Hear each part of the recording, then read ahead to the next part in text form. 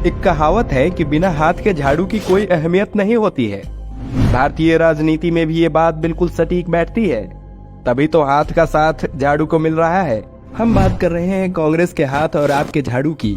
खुले मन से भले ही आप और कांग्रेस एक दूसरे पर हमला करते हो, लेकिन इन 3 किस्सों को सुनकर आपको यकीन हो जाएगा कि इनके बीच गुप्त गठबंधन हो चुका है। विधानसभा चुनाव 2022, गुजरात और हिमाचल प्रदेश। चुनाव की घोषणा होने से कुछ समय पहले दोनों ही पार्टियां दोनों राज्यों में जीतने का दंभ भर रही थी, लेकिन चुनाव की घोषणा होते ही पूरा का पूरा समीकरण बदल गया।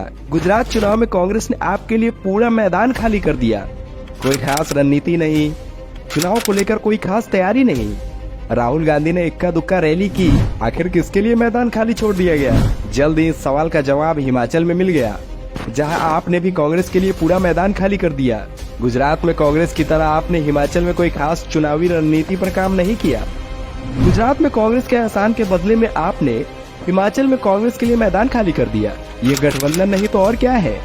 ये दोनों ही चुनाव ये बताने के लिए काफी थे कि जनता की गाड़ी कमाई का हाथ साफ करने के लिए हाथ और झाड़ू एक हो चुके हैं। देश की जनता को इन दोनों ही पार्टियों से संभल कर रहने की जरूरत है।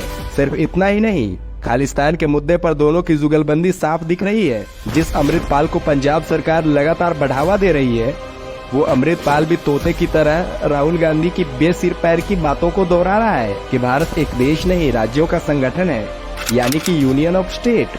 तो है ना कमाल का गठजोड़। अब ये बात अलग है कि कहने को ये दोनों पार्टियां अलग हैं, सीधे तौर पर कोई गठबंधन नहीं है, लेकिन फिर भी विचार एक है। विचारों को मानने वाले कार्यकर्ता एक जैसे हैं। देश में करप्शन की जिस बेल को कांग्रेसी लगा के गए थे, आप ये उस बेल को पानी देकर आगे बढ़ाने का काम कर रहे हैं। हाँ, ये बात अलग है कि ईडी और सीबीआई की सक्रियता की वजह से कुछ आप ये तिहाड़ भी पहुंच गए हैं।